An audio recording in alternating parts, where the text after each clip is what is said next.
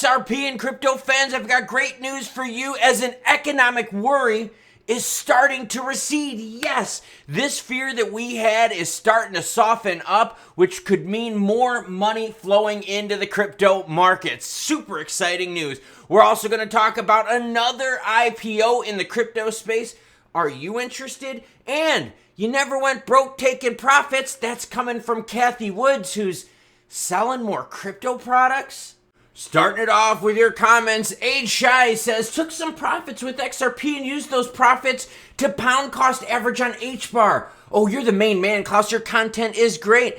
I took some profits and traded it in for a little bit of gold and silver. I shared one of my finds on yesterday's video at the end if you caught it. If you're interested, I'll have it linked at the end of this one. Cathie Woods, Ark Invest sells 3.8 million in grayscale shares, snaps up 5.6 in block.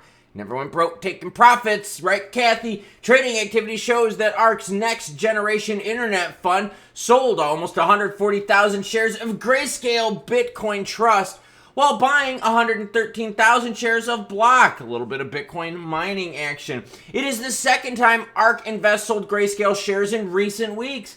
On October 24th, Ark offloaded almost 5.8 million in Coinbase and BTC shares.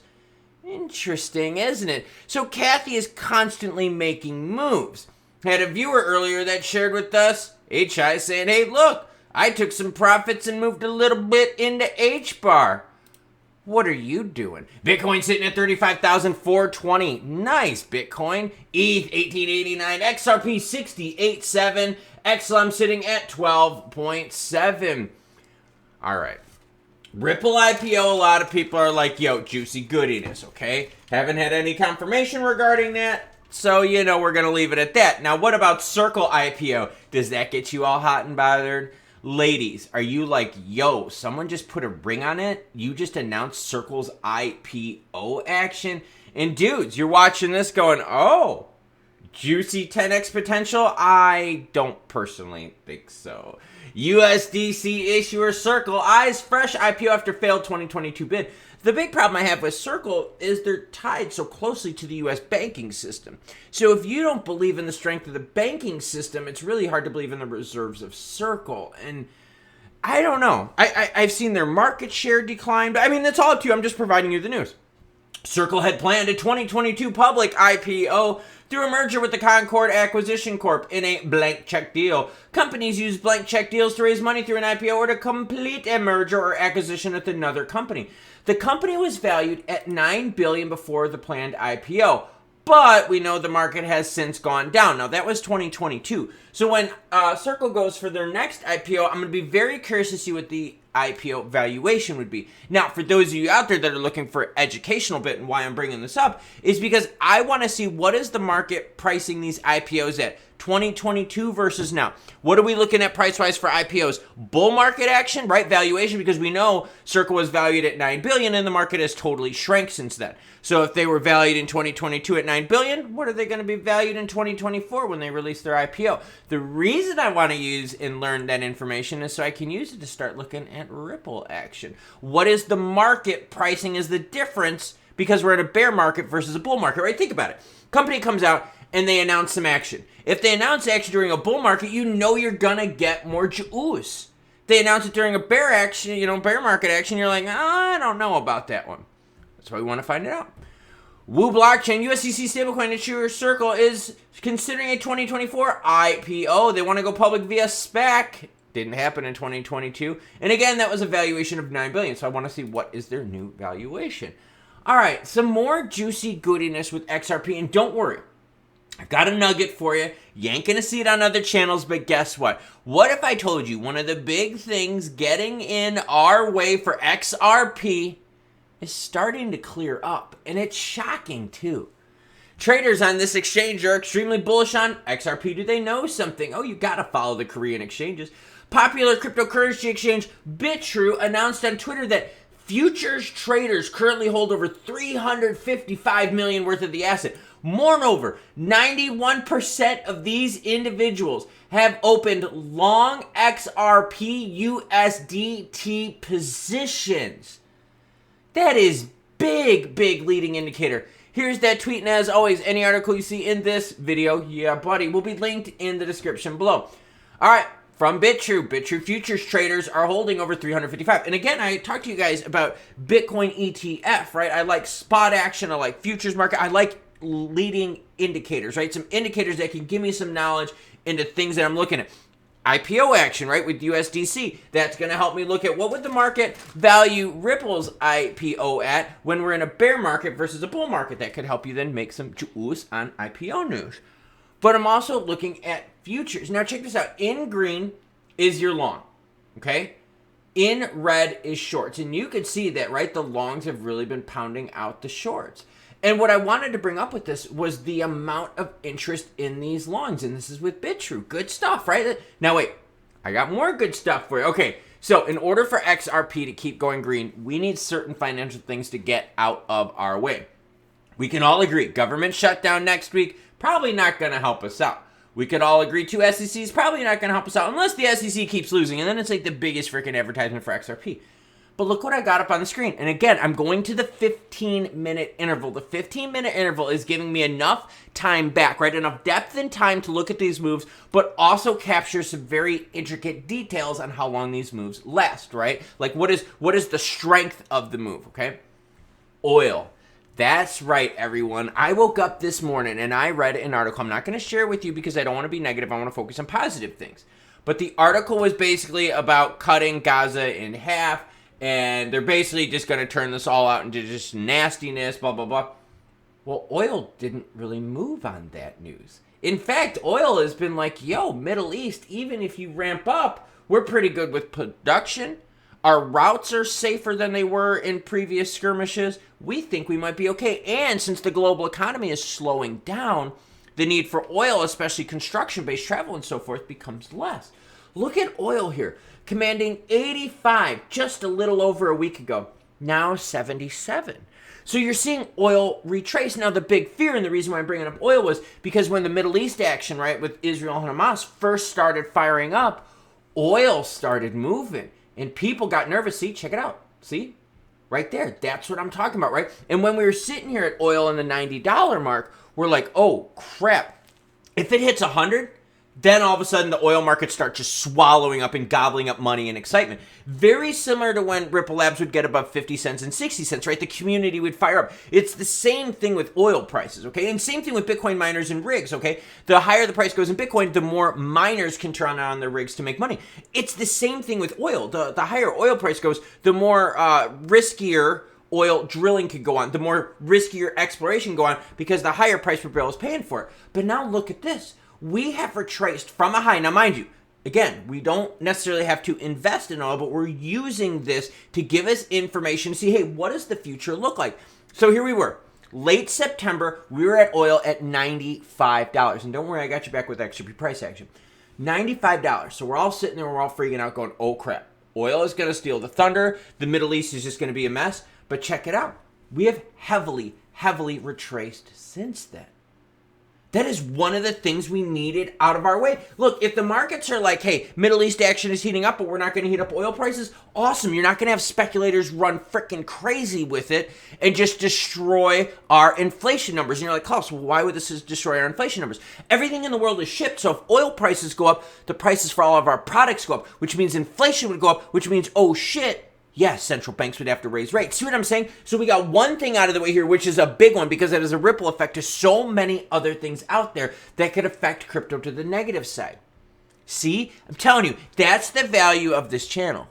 That's why I'm doing my best to keep this channel sponsor free so that I can bring you unbiased news like this, juicy nugs like this to help you make better choices. Now, looking at the price action of XRP, okay, talked about it yesterday, and I said, you know what? I watch for these big candlesticks that go through major price points and just blast right through it. And that's what happened with the 70-cent one. On the way down, broke through 70 cents, right? We saw that we did get some support here, so I wasn't too concerned at 66.5. Right now, the move appears to be north of 65 quite heavily in terms of strength, okay? Now, what I'm looking at, though, is this. We got clearance now with oil that gives us a little bit more breathing room, and I'm very excited about that. Now we also have what? CPI data coming out in about a week. CPI is juicy. That clears us even more runway to run. Now, Jerome Powell and the Fed see juicy CPI data. We start seeing oil go down, which means, yes, energy costs should be going down. Then Jerome Powell might be sitting here in December going, yo, dudes, we can take a pause, which would mean what, everyone? More juicy room for XRP to move. The only negative that I'm heavily concerned about right now, two things. One, government shutdown. When the government shutdown happens, that's just bad for crypto, blah, blah, blah. The other problem with government shutdown is last time the government was getting close to shutting down, the SEC took that as an advantage to then delay spot ETF Bitcoin action, right? And what happened then? They delayed it, right? 45 days. That's what part of this movement is based on, is BTC ETF action. So with this going on, got a couple things clear in the way, but a couple things right there on the horizon that I'm paying attention to. Now, earlier I showed you on the 3-month with oil. Watch what happens when I go to the 3-month on XRP. Okay, this is the same time period. So look at this. As oil is weakening on this last down move right here, look at this. XRP is strengthening. As oil was going up and at its peak and rip-roaring, XRP was dormant and quiet. And that's the indicators that I'm talking about. See, the world started focusing on oil. The world started focusing on Middle East conflict, and when that happened, it was a rush to safe haven assets. You can see how quickly oil spiked up here, right, from August into September. Look at XRP. Just the opposite, right? As things started getting oh shit and nasty, XRP got back into that lull under 50 cents. So there's plenty of indicators out there, if you want to watch them, that are giving you insight on some positive news in regards to XRP. Okay, so let's wrap this all up and let's talk about all these indicators and how it all plays together. First things first, we're looking at new IPOs, right? From failed IPOs of a couple years ago to see what is the market tolerating right now for IPO action. Circle's valuation in 2022 was $9 billion. That's when the market was rip-roaring. But now as Circle looks for an IPO in 2024, as the market's been down here, we're going to look to see, hey, all right, not a valuation of $9 billion. What are you valuing now? 4, 5, 6, we're going to see. That is going to tell us what the market as a whole is looking at in valuation of these crypto-based projects from the boom time to the bear time right now. Okay, so that's the first indicator. As I told you, learning on this channel. Tell me this isn't worth it. Tell me this is not worth it, right? This is awesome stuff. Okay, so we got that.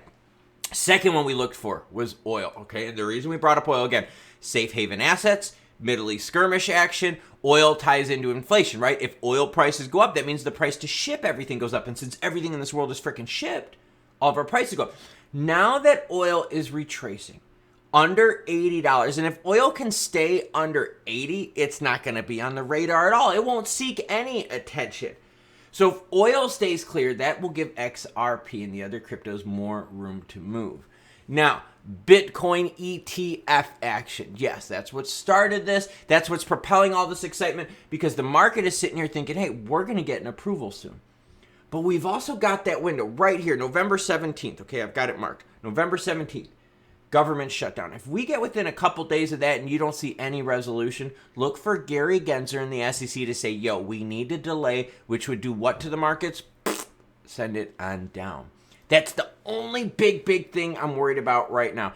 CPI data, I don't know. I mean, even if we got like in the high 3s, I still see Jerome Powell taking a pause and waiting until next year, just allowing this fourth quarter to happen. Because think about this. If Jerome Powell and the Fed and other central banks across the globe decide, you know what, let's raise rates in December, that would make a mess for Christmas. And Christmas is retail sales season. Retail sales season is what propels the markets, right, and market optimism going into next year. If retail sales are weak in the fourth quarter, don't look for it to be a juicy first quarter of 2024. See, this is all about learning and indicators that are out there. Hopefully y'all saw the value in this program. What am I doing today? Easy, lifting session and a simple 3-mile run, nothing crazy. Getting ready for a 6-hour ultra marathon. I just saw another ultra marathon that's 12 hours long and I might sign up for it. It's a month after this one right here, if my body can handle it. Another auction is happening tonight, and Ooh, I'm going to have some stories to tell because some of the auction items have been mislabeled and I caught it via the pictures. So I may be able to buy at a discount today because of someone not doing their job correctly. This is kind of the fun you're going to get with this channel, and that's why I also want to talk to you about the gold and silver program. Yeah, earlier in the video, I was like, yo, you got to check out this video. Well, you know what video you should really check out? This one right here. Gold and silver, you can help. We're going to make this an awesome program because you thought indicators like this with oil, IPO, stuff like that is good. Wait until I show you the indicators tied into gold and silver. So today, got a little pre-burn action because Daddy's got to work out 2 times today. That was after working out 3 times yesterday. I'm a little tired. What are you cool cats doing? Let me know in the comments below, and I'll catch y'all later.